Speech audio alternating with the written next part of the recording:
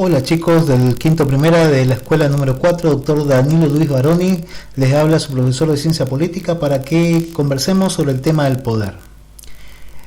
Poder es una palabra que solemos utilizar tanto como verbo como sustantivo.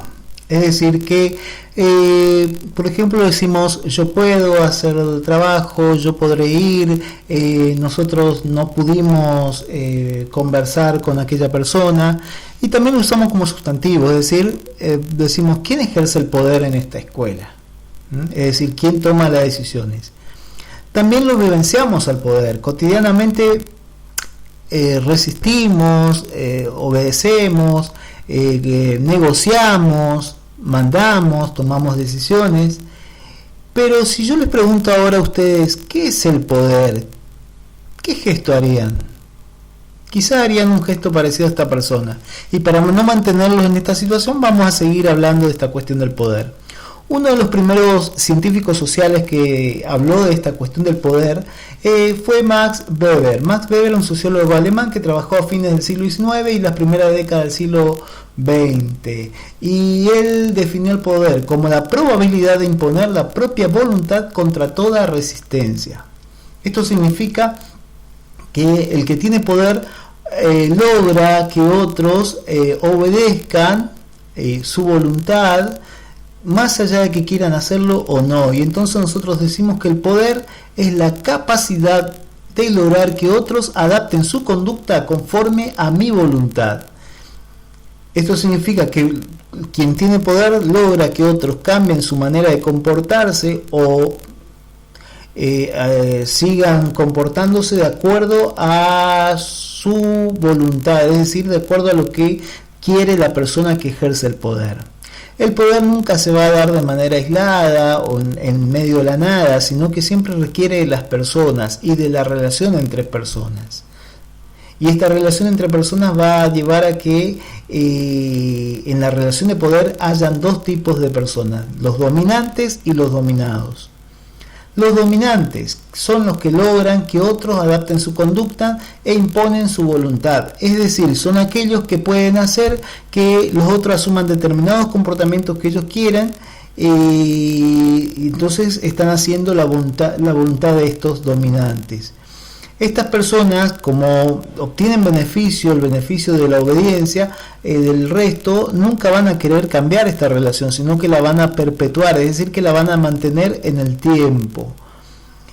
Mientras que los dominados son aquellos que deben adaptar la conducta de acuerdo a la voluntad del dominante, es decir, los que tienen que exhibir comportamientos que estén de acuerdo con lo solicitado por el sector que domina, que ejerce el poder.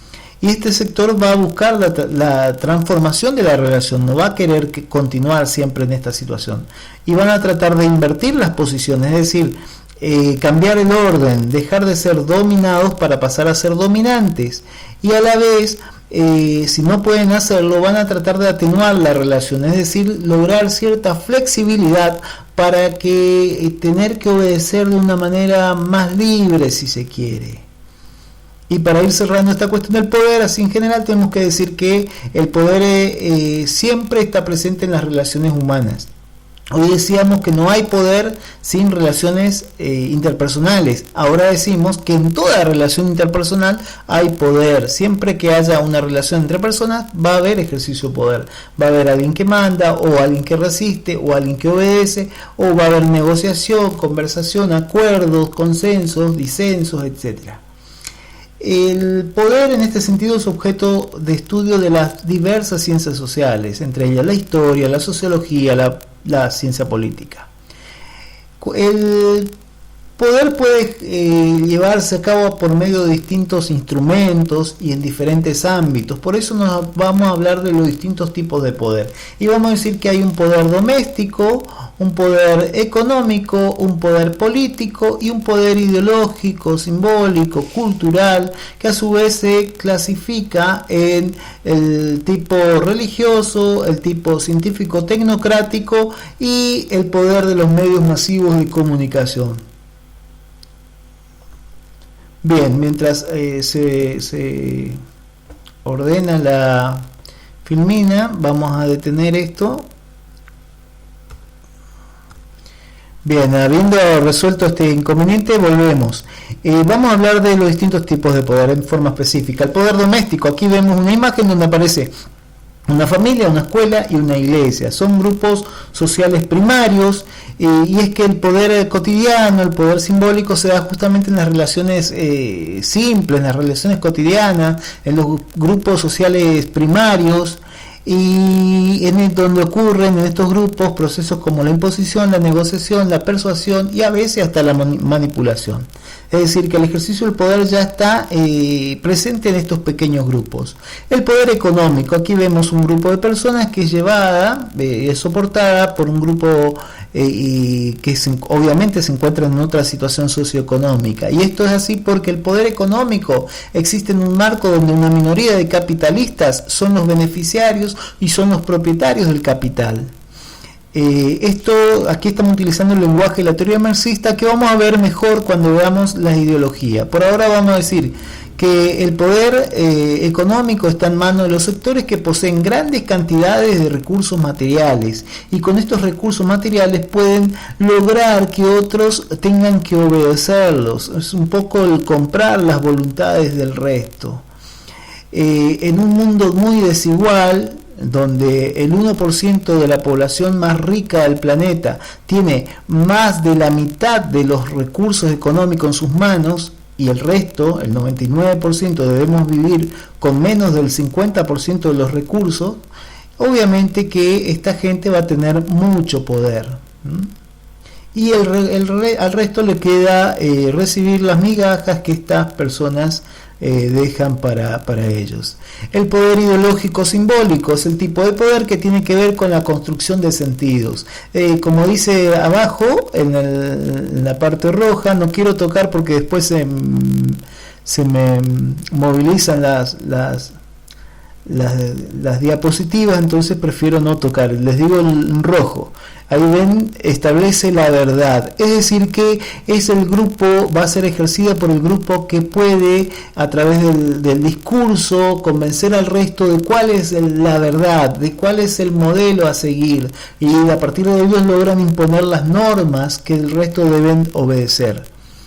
Este tipo de ideológico simbólico se clasifica a su vez en otros subtipos. Tenemos el poder religioso, que está en manos de los líderes de las distintas religiones. Estos líderes son los que interpretan muchas veces la voluntad divina, son los que pueden establecer las normas. Desobedecerlos a ellos muchas veces termina siendo un sinónimo de desobedecer a la divinidad que es objeto de culto, entonces no conviene, siempre debe obedecerse al líder.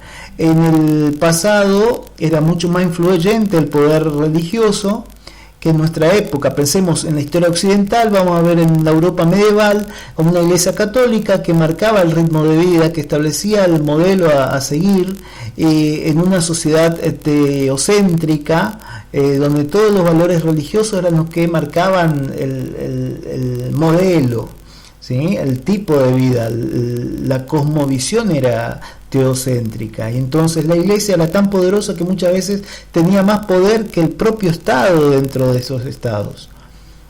Pero sigue siendo influencia en las sociedades contemporáneas el poder religioso. Sigue teniendo mucha influencia. Cuando se van a sacar leyes que contravienen lo establecido por esta religión o cualquier religión, ¿no? Que sea mayoritaria en una sociedad, el poder religioso muchas veces hace presiones para que no salga, y lo solemos ver. El poder científico tecnocrático es el poder de los que saben, el grupo que sabe, el grupo que pudo acceder a determinados niveles de conocimiento que el resto no accedió. Y esto es así porque el conocimiento es poder. El conocimiento es poder en el sentido de que cuanto más sabemos sobre una temática, más posibilidades tenemos de elegir qué camino seguir.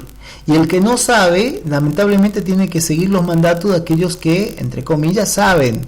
Y muchas veces tienen que realizar conducta o comportamientos que contravienen sus propios intereses, pero es porque está establecido como lo correcto. El grupo de los tecnócratas lo ha determinado y ellos lo saben. El poder de los medios masivos, que manipula muchas veces. Aquí vemos la imagen, cómo moviliza a la sociedad a través de la lectura de los diarios o a través de la televisión y otros medios, incluso las redes sociales, con mensajes virales. Son muy importantes en las sociedades modernas y posmodernas porque tienen la capacidad de establecer el discurso hegemónico. Es decir, la mirada que se impone, la mirada que la mayoría va a tener, es establecida justamente porque los medios son los que forman la opinión pública.